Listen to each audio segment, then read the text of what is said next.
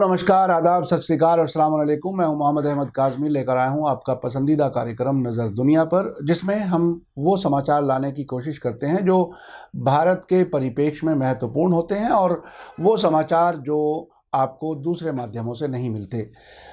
आज आपको बहुत अहम खबर पहुंचा रहा हूं और ख़ास तौर पर यह भी बताना चाहता हूं कि अमेरिका और उसके मिडिल ईस्ट के दोस्त मुल्क भारत को किस तरह से वहां जारी जंग या जंग जैसी हालत में घसीटना चाहते हैं। इसमें दिलचस्प बात यह है कि वो कश्मीर के मामले में भारत के रुख का बज़ाहिर समर्थन कर रहे हैं, लेकिन उसके पीछे उनका कुछ और ही मकसद है। जिस तरह से पाकिस्तान से भारत के air force wing commander Abhinandan Varthaman को वापस कराने में और मसूद अजहर को अंतर्राष्ट्रीय आतंकवादियों की सूची में शामिल करने में भारत की मदद करके या ऐसा बताकर भारत पर दबाव डालकर ईरान से तेल आयात करना बंद कराया गया था, ऐसे ही अब कश्मीर पर भारत की हमदर्दी दिखाकर वो हमसे बहुत बड़ी कीमत लेना चाहते हैं। ये बहुत ही इम्पॉर्टेंट है, क्योंकि देश के नागरिकों को आंखें खोल के जीना चाहिए और ये भी देखना चाहिए कि सरकारें किस तरह से फैसले ले रही हैं। क्या वो देश के हित में है या ऐसा तो नहीं कि कहीं देश के हितों का नुकसान हो रहा हो। मैं अपनी बात सही साबित करने के लिए पिछले 2 दिनों में आने वाली 2-3 खबरों की तरफ आपका ध्यान दिलाना चाहता हूं। उन खबरों के पीछे मैं क्या पढ़ रहा हूं, ये बात आप सभी दर्शकों को बताना चाहता हूं। हमें भारत के इंटरेस्ट पर नज़र बनाए रखनी है। खबर में आगे बढ़ने से पहले मैं आपसे एक रिक्वेस्ट करना चाहता हूं कि अगर आप YouTube पर देख रहे हैं तो सब्सक्राइब करना ना भूलें और अगर Facebook पर देख रहे हैं तो लाइक ज़रूर करें, ताकि हमारी आने वाली वीडियो आप तक पहुंच सकें। और अगर इसको आप अच्छी पत्रकारिता समझते हो तो अपने व्हाट्सएप, इंस्टाग्राम, फेसबुक, इन तमाम सोशल मीडिया प्लेटफॉर्म पर ज़रूर शेयर करें। खबर यह है कि अमेरिकी राष्ट्रपति डोनाल्ड ट्रंप ने प्रधानमंत्री नरेंद्र मोदी को सोमवार को फ़ोन किया, जो कि भारत सरकार के ज़रिए जम्मू कश्मीर से धारा 370 हटाए जाने के फैसले के बाद पहला फ़ोन था। और ख़ास बात यह है कि ये फ़ोन खुद ट्रंप की तरफ से पहल पर हुआ था, जिसमें बताया गया कि बातचीत का अच्छा आदान प्रदान हुआ है। डोनाल्ड ट्रंप और मोदी के बीच टेलीफोन पर हुई बात के कुछ ही घंटों के बाद पाकिस्तान के विदेश मंत्री शाह महमूद कुरैशी ने इस्लामाबाद में कहा कि प्राइम मिनिस्टर इमरान खान ने भी ट्रंप से बात की है। पिछले 15 दिनों में इमरान खान ने दिल्ली को सबक सिखाने की धमकी देते हुए पाकिस्तान की नेशनल असेंबली यानी पार्लियामेंट को बताया था कि पुलवामा जैसी घटनाएं फिर से हो सकती हैं। इस पर शाह महमूद कुरैशी का कहना था कि फिर क्या होगा, वे हम पर हमला करेंगे और हम जवाब देंगे और जंग दोनों तरीके से चल सकता है, लेकिन कोई भी जंग नहीं जीत सकेगा और इससे पूरी दुनिया पर बुरा असर पड़ेगा। शाह महमूद कुरैशी ने भारत सरकार को फासीवादी, नस्लवादी कहा और इस पर जातीय सफाई और नरसंहार वाली विचारधारा के होने का भी आरोप लगाया। डोनाल्ड ट्रंप के मोदी को किए गए फ़ोन के अगले ही दिन ट्यूसडे को अमेरिकी रक्षा मंत्री मार्क टी थोमो ने भारत के रक्षा मंत्री राजनाथ सिंह से फ़ोन पर बात करते हुए जम्मू कश्मीर में भारत सरकार के ज़रिए धारा 370 हटाए जाने के फैसले की सराहना करते हुए इसे आंतरिक मामला बताया। इंडियन एक्सप्रेस के मुताबिक ये पहली बार है जब अमेरिका ने जम्मू कश्मीर के मौजूदा हालात को भारत का अंदरूनी मामला बताया है।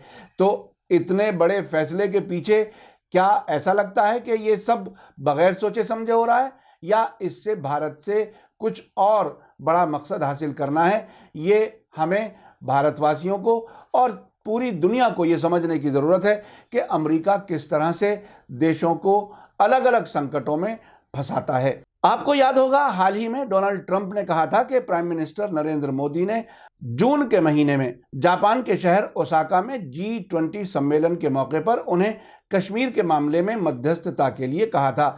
ये बात उन्होंने भारत के इनकार के बावजूद दूसरी बार भी दोहराई थी।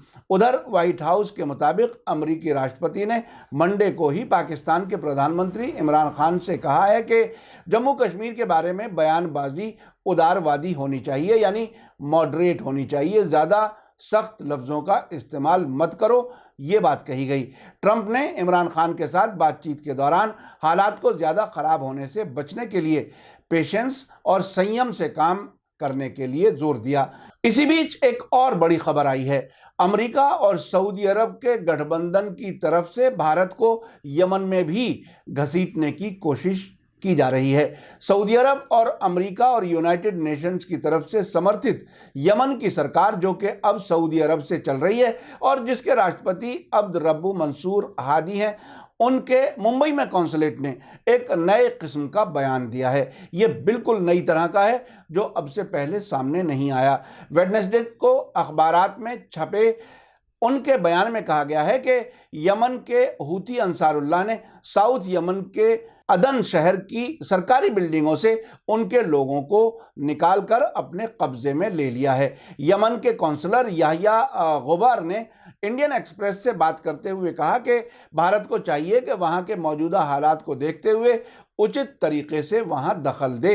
हम चाहते हैं कि भारत मौजूदा हालात को देखते हुए ज़रूर रिएक्ट करे। संयुक्त राष्ट्र ने यमन के मामले को दुनिया में सबसे खराब मैन मेड ह्यूमन क्राइसिस कहा है। अब्दुल मलिक अल हूथी के नेतृत्व में हूथी अंसारुल्लाह लड़ाकुओं के जरिए 2015 में राजधानी सना पर कब्जा करने के बाद वहां के पूर्व राष्ट्रपति अब्द रब्बू मंसूर हादी और उनके मंत्री सऊदी अरब की राजधानी रियाद में रहते हैं।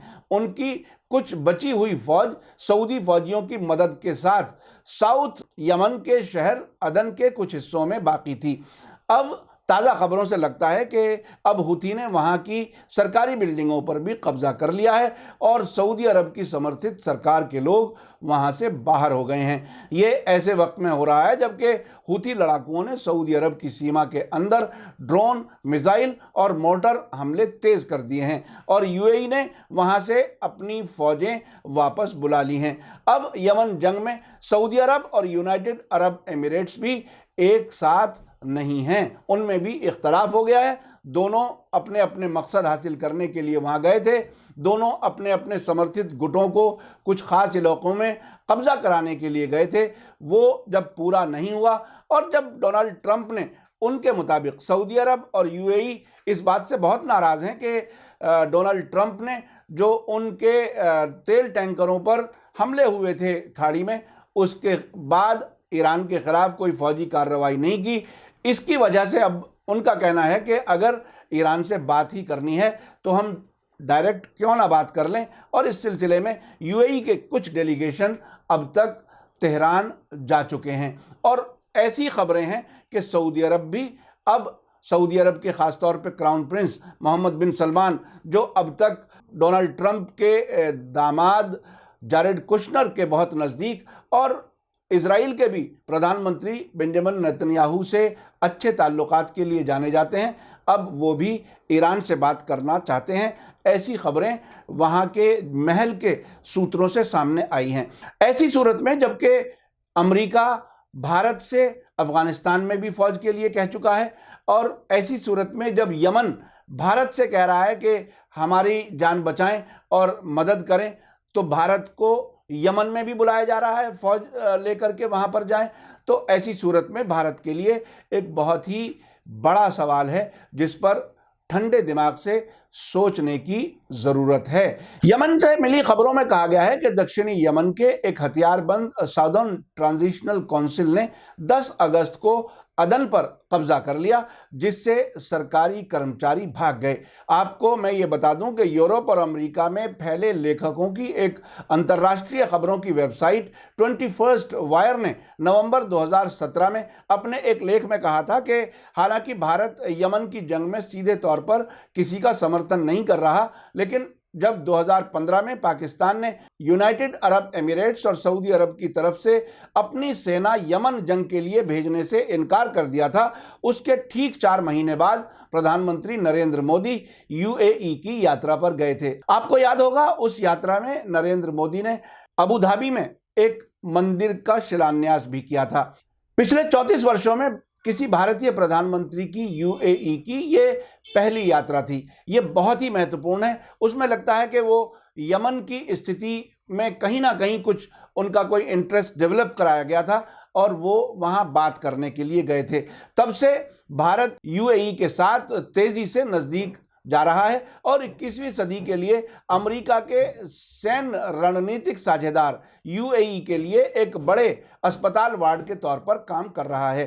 21वीं सेंचुरी के पत्रकार एंड्रू कोरिबको ने कहा था कि भारत यमन जंग के लिए एक सीक्रेट पार्टी बन गया है। वो 20 नवंबर 2017 के आसपास का वाकया है, जबकि यूएई नई दिल्ली के मशहूर फोर्टिस अस्पताल में घायल यमनियों को भेज रहा था और हुती हमलों में जख्मी हुए थे उनको यहाँ इलाज के लिए भेजा जा रहा था। उस वक्त यमन के ऐसे जख्मियों की तादाद 52 से 88 के बीच बताई गई थी। इन जख्मियों को एक अमीराती सैनिक विमान में भारत लाया गया था। ये ऐसी मदद थी कि यमन में सऊदी अरब की बॉम्बिंग से लाखों लोगों के जख्मी होने और वहाँ का इंफ्रास्ट्रक्चर तबाह होने के बावजूद भारत ने अमरीकी सऊदी यूएई गठबंधन के लोगों का इलाज करना पसंद किया। इसलिए भारत को यमन की सऊदी अरब में मौजूद सरकार और यूएई सरकार के कहने पर उनके जख्मियों का इलाज कर रहा है। आपको याद होगा कि सऊदी अरब के नेतृत्व में यमन में 2015 में शुरू की गई जंग के बाद हुती लड़ाकुओं के संघर्ष को ख़त्म करने के लिए भारत ने ऑपरेशन राहत शुरू किया था, जिसमें भारतीय सेना ने 41 देशों के 960 विदेशी नागरिकों के साथ 4,640 से ज़्यादा भारतीय नागरिकों को वहां से बाहर निकाला था। आपने देखा भारत को किस तरह से मिडिल ईस्ट के संकट में खींचा जा रहा है और कभी अफगानिस्तान में फौज मांगी जा रही है, कभी यमन में मदद मांगी जा रही है। ऐसी हालत में जब हमारे देश में इकोनॉमी पहले ही बहुत ही डाउन टर्न की तरफ, नीचे की तरफ जा रही है, बहुत तेज़ी से बेरोज़गारी बढ़ रही है, महंगाई बढ़ रही है, ऐसे हालत में अगर भारत विदेशों में सैनिक ऑपरेशन में अगर शामिल होता है तो भारत के लिए और बहुत बड़ी परेशानी हो सकती है। इसमें हथियार बेचने वालों के हथियार बिकेंगे और हमारे सामने से रोटी छिन करके हथियारों में जाएगी। ये बहुत ही गौर करने की बात है कि अब तक भारत ने इराक, मुझे याद है 2003 में जब इराक वार कवर करने के लिए मैं दूरदर्शन के लिए गया हुआ था, उस वक्त भी अमेरिका ने इराक में भारतीय फौजों की मांग की थी और उस वक्त मैंने सद्दाम हुसैन के लिए जो मशहूर उनका जो शहर तिकरीत है, सलाहुद्दीन प्रोविंस है जिसमें ये तिकरीत है, उसके गवर्नर ने मुझसे कहा था कि भारत सरकार से बताओ कि यहाँ फ़ौजें ना भेजें, चूँकि वहाँ कुछ कश्मीर के बारे में और गुजरात 2002 के बारे में बहुत लोगों को बहुत सी चीज़ें याद हैं, शायद भारत के लिए वो नुकसानदेह सौदा होगा। तो उस वक्त भी वाजपेयी जी प्रधानमंत्री थे और उन्होंने फ़ौजें वहाँ भेजने से इनकार कर दिया था।